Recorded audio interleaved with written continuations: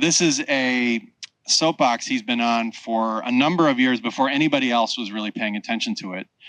And he's around the world on a regular basis beating this drum. And finally, in the past couple of years, people have started to really understand how profound this challenge is that we will be facing. So I couldn't be happier than to have Peter Bryant with us to present. And you've got a lav mic. So I've got a mic and I'll just take that. Right. Thank you, Peter Bryant.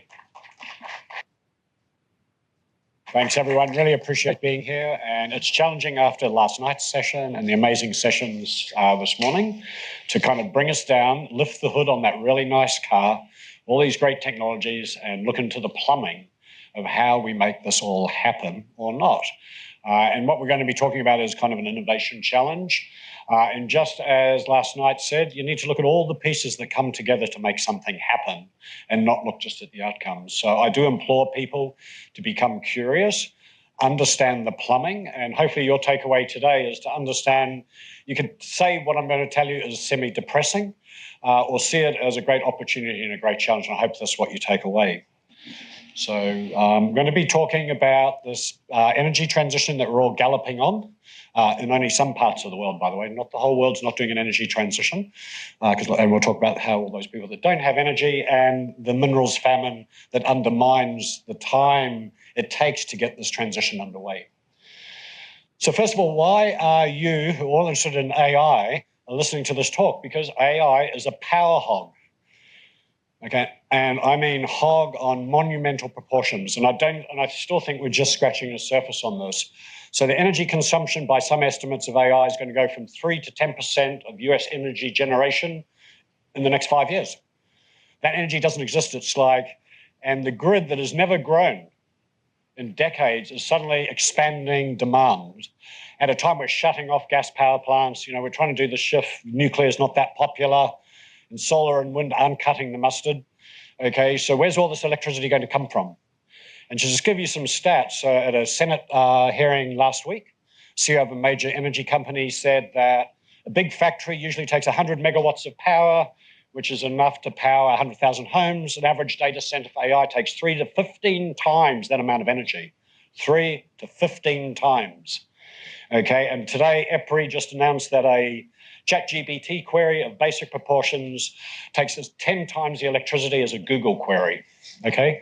So you forget, every time you do a query, it's consuming electricity. You might not pay for it, but somebody is. What I want to do is contextually just give you some things to land on. So I'm a big advocate of what we call the just transition to a cleaner energy future. I became a big advocate when the New Zealand Prime Minister invited me to keynote in 2019 at her Just Transition Summit. And the goal of a just transition is to provide affordable, reliable, accessible energy to all people that is clean as possible. Okay, and within that we have 4 challenges. Okay, one is emissions reduction, which in the West we're obsessed about, which is okay. 2, we're moving from a fossil-based energy system to one that is entirely minerals-based. So remember this: oil and gas to minerals, and minerals come out of the ground. Okay. 3, it has massive social equality issues. And I'm not talking about just in hair, but remember, and a lot of Americans don't know this, excuse me, 1 billion people in the world, 1 billion have zero electricity, no access to energy, which means poor education, poor health outcomes, and early death, etc. And another 1 billion have unreliable access to energy. We might be there in the next 5 years as well. And finally, everything we do is for naught unless we can solve China's love affair with coal. Okay, and put that in perspective. We could shut the US economy down tomorrow and would make no impact on climate change because we only make up 13% of global emissions. That's 13, not 30. Okay, and China's emissions exceed that of Europe, United States and the UK combined and are growing. And they put online every year the equivalent of the Californian grid and coal and approve another California every year. So they just keep going. So anyway, figure out that. So what I'm going to do today is really just talk about the minerals part of the 4 challenges. And the problem with the West is we're focused on one. All our policy is directed at emissions reduction, and we kind of ignore the other 3 big challenges. And I think we have to tackle all of these, as difficult as it is and as complex as it is, on all 4 fronts. And we're working with the US government on that. We have some really interesting programs going with them. So you might say, what's a just transition? Okay, it's a principles-based approach. One, it means everybody involved needs to be at the table to co-create a roadmap and a shared vision. We all agree on how we do trade-offs. Every human activity has a negative consequence. If I build a solar farm, does that mean a rabbit has to go, or a turtle, or a plant? We can't slow everything down because we don't do trade-offs very well. And finally, it ensures that those people least to afford to carry the burden of the transition don't, and the benefits don't go to a chosen few. And government regulation, government driving things tends to create those outcomes, unfortunately. Okay, so as we said, the world is kind of lights on. Yes, we're actually going towards a minerals-based energy system. We're starting to understand the implications of that because mining is really not a well-understood industry anymore. We kind of don't get our hands dirty anymore, is we don't understand all the underlying implications. And as a result, we get into a very simplified discussion of a very complex topic, and that results in what I call a dishonest discourse. So we'll kind of unpack that a little bit for you today. Okay, so first of all, we have this horrible term called critical minerals. So there's 55 of them, would you believe? Okay, it's horrible because we attribute characteristics of one mineral, usually lithium, to all 55, which is a disaster because every mineral is different, different countries, different companies. China has a different approach to every single mineral. And strangely, copper, which the IEA calls the metal of electricity, is not on the US critical minerals list. And it is vital to electricity generation in the renewable world. So, and it is on the DOE's list, by the way, so kind of conversely. So what I'm going to do is take a look at the copper famine, because this is critical. So copper is what we call the metal of electricity. And there is a looming copper famine, okay? And we'll talk about, well, I'll put it into numbers for you. And copper is the only metal that spans solar, wind, EVs, batteries. It's irreplaceable right now in the time frame we're talking. Nobody can substitute it in the next 20, 30, 40 years. Won't happen. Okay, we can't thrift our way through it, and we can't substitute it with other materials. So it's a metal that we're stuck with. So what does the minerals famine look like for us? What are the risks? Because, when people say there's a minerals famine, we'll be 10 million tons short of copper by 2035. We produce about 20 million tons today, okay? So that means we need to get to 40, and we're going to be 10 short in 10 years. So here's some stats. A megawatt of power in fossil takes 3 tons of copper. Offshore wind takes 10 tons, okay? It means a magnitude greater, okay? And we can talk about why. Cars, 48 pounds inside an internal combustion engine car, and over nearly 150 pounds for a full electric car.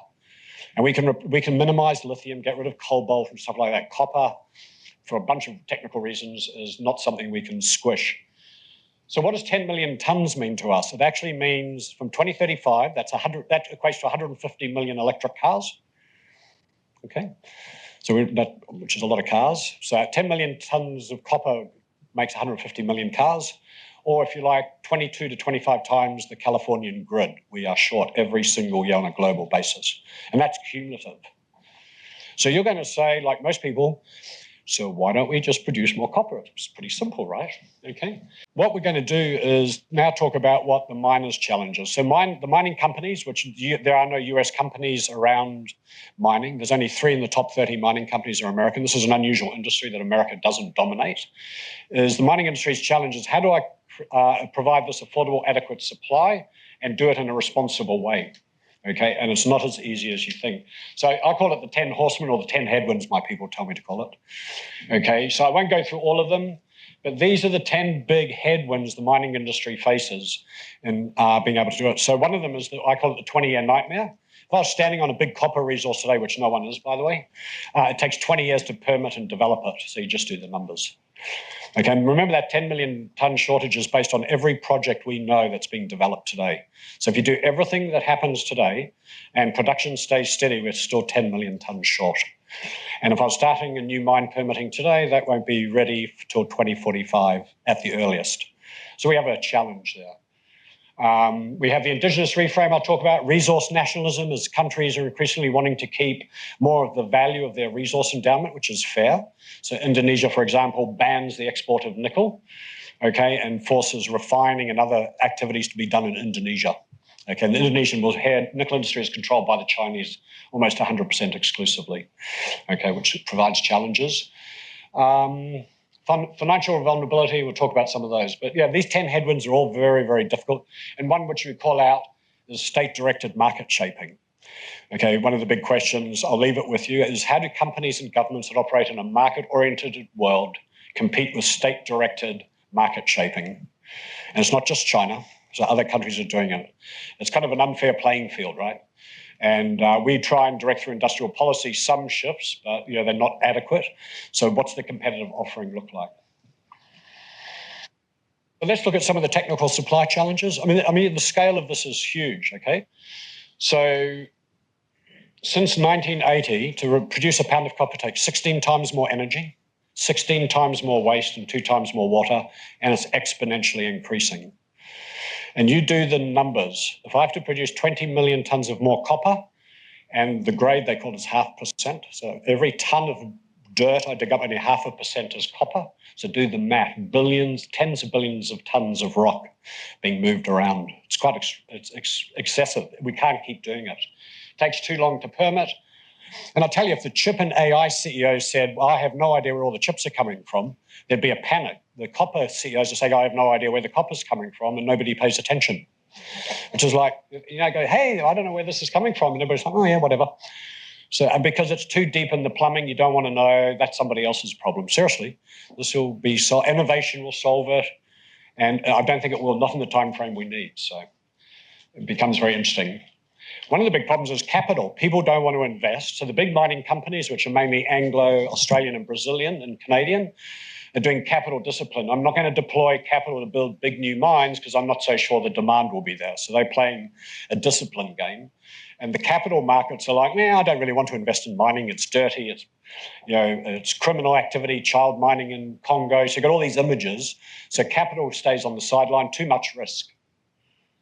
So, we have a $200 billion capital investment deficit for the next 5 years just in copper, and a $1.5 trillion deficit for the whole mining industry and the associated infrastructure. Okay, I mean, and there's no capital emerging out of anywhere, and even IRA doesn't incentivize mining. Mining is basically on the sidelines. Okay, so we've got a capital problem. Very fond of the Indigenous. We'll talk about DPI at the end, which is a call out for kin twin. Indigenous, most resources are either on or adjacent to Indigenous communities around the world, and they are reframing how the impacts affect them, which has been negative over decades, and they're becoming very sophisticated and moving from, and Indigenous leaders have told me, we find the word consultation insulting.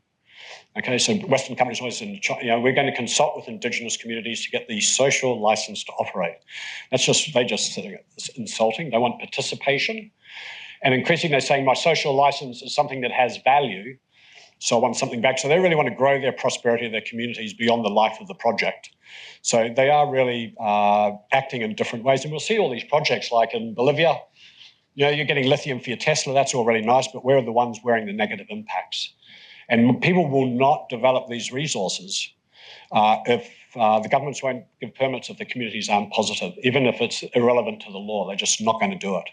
So this is and we as Western people, I think anybody non-Indigenous find really, really hard to get your heads around Indigenous values, how they think. Nothing's written, everything's told in stories. We're talking with Joe last night from the Washington Cathedral that Indigenous people say, when I make a decision today, I think about how it impacts the next 7 generations, and they really do that. So these are concepts that are very foreign to organizations, engineers, technical people. And moving along, 5 minutes.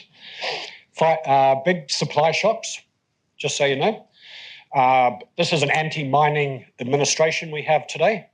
The Ambler copper mine, big copper mine in Alaska, they withdrew the permit when they came into power, redid all the evaluations with the Corps of Engineers and withdrew the permit, not providing it. They withdrew the permit on Resolution, which would provide 30% of our copper based in Arizona. Okay, so there's a lot of things happening. First Quantum, 16th largest copper mine in the world in Panama, through a whole bunch of reasons. The government had to shut it down about 3 months ago. Okay, nickel, the Chinese actually flooded the market with cheap Indonesian nickel that has questionable ESG standards, collapsed the price, and vulnerable companies are being bankrupt and shutting nickel mines all around the world from Australia to New Caledonia, with the view to have nickel dominate the energy transition demand. Okay, so that's their kind of a market shaping. So, and it's very hard to compete with.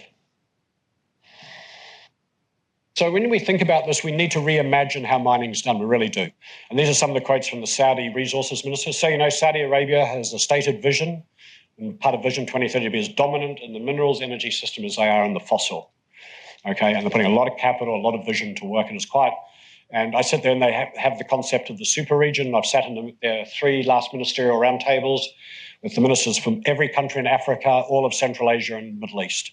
And they're putting their arms around that region as an alternative to China and the Western approach for resource development. So really, but it takes really courageous leadership. And I'm afraid the industry itself, we've worked closely with Mark Kudafani, who is one of those courageous leaders, but few and far between, lack of curiosity, etc. So, Peter, explain who Mark Kudafani is. Oh, sorry, I'm just about to. Yes, thank you. So Mark Kudafani was on the board of TIN, before Twin, a dear friend, and he was the CEO of Anglo American, just retired, which is one of the largest mining companies in the world, and probably the most visionary leader, and now is the board chair for Vale, Base Metals, and Total in France, the oil company. So a great friend and visionary. Now sits on the board of the Development Partner Institute. And we've been leading this reimagination of mining. So DPI actually came out of the Kellogg Innovation Network. So this is a positive outcome of the work, Rob, myself, and the rest of the team have been doing. We started a kin catalyst in Brazil 14 years ago. And from that, we developed the Development Partner Framework that won an Edison Innovation Award, was launched at the Ford Foundation.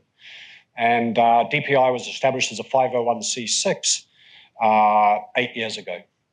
Okay, and just a call out to Stephanie, because she was very involved as part of the core team, all the way to the founding of DPI and a little bit beyond that. So thank you, Stephanie. And our goal is to reimagine mining as a development partner to grow prosperity socially, economically, and environmentally, especially for communities. And it's guided by the DPF. And this responsible sourcing coalition is an activity with the Rockefeller Foundation, which includes banks, car companies all the way down to mines, indigenous people, faith leaders, to talk about what does responsible sourcing really mean and more deeply understand everybody's truth and not be governed by standards, because I think standards and government regulation lag what people want, just because it's just a delayed response to what people want. So it's a very powerful thing, and I think we should be proud at Kellogg Innovation, KIN and now Twin. This is one of the big positive outcomes of gatherings like this. And it all started with a lecture theatre, Mark Kudafani and I talking about, we've invented this thing called a catalyst, blah, blah, blah, to tackle intractable problems that society faces. He said, Leah, let's do one for mining. And off we went. And like 9 months later, we're in Brazil with all these people that had never met each other, and some of them really didn't like each other either, from an institutional perspective. Included the president of Oxfam, who was viciously anti-mining, and indigenous people. So that was a very, very powerful outcome. So never leave serendipity to chance, as we say, but power of the Twin network. So with that, I just want to thank you, and hopefully haven't scared you too much. I mean, it's a lot of data. What I would ask you to do is really explore this, because I think the challenge is most of the tech companies want renewable energy. And a call out to proximity actually here in my final remarks is that this is not going to happen through solar and wind. Okay, and this is why we're seeing the concentration of these AI data centers in places like Virginia, because we're going to have to put the centers closer and closer to where energy production is going to be. And I'm a firm believer, one of the big, if we can do it in the time frame of small modular reactors or SMRs, have to be part of the solution, and also big nuclear reactors as well as gas power plants.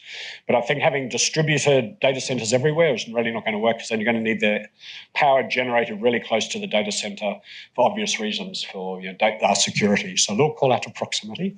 Unfortunately, the minerals are where they are, Rob, so we can't get them closer to where we need them. So again, thank you for your attention. I know that was rapid fire. William, yes? Yes. Where are we in terms of technology creating artificial minerals like we had synthetic rubber? Yeah. So we've got synthetic diamonds. We are miles away. So people like Rice University are working on nano-based technology and carbon fiber materials to replace copper. The national labs are working on re-architecting the atomic structure of aluminium, same. But it's early days, unfortunately, right. Really early days. That will eventually... It will eventually, but not by 2050. A lot of the stuff I'm talking about will happen eventually, but we've imposed this time frame, 2050 net zero, right? So, and without the minerals, it's not going to happen. So anyway, thanks very much, Rob. Thanks for the opportunity. Thank you, Peter. That was great. I just a personal moment that it meant a lot to me, Peter, that you were here, and also the performance of the Development Partner Institute that was born out of this little confab. I love seeing that. And it's throwing people like you together in an environment to think and envision the future and find your places within it. Find the things that you're passionate about, that you want to carry forward. And this is a phenomenal example of that.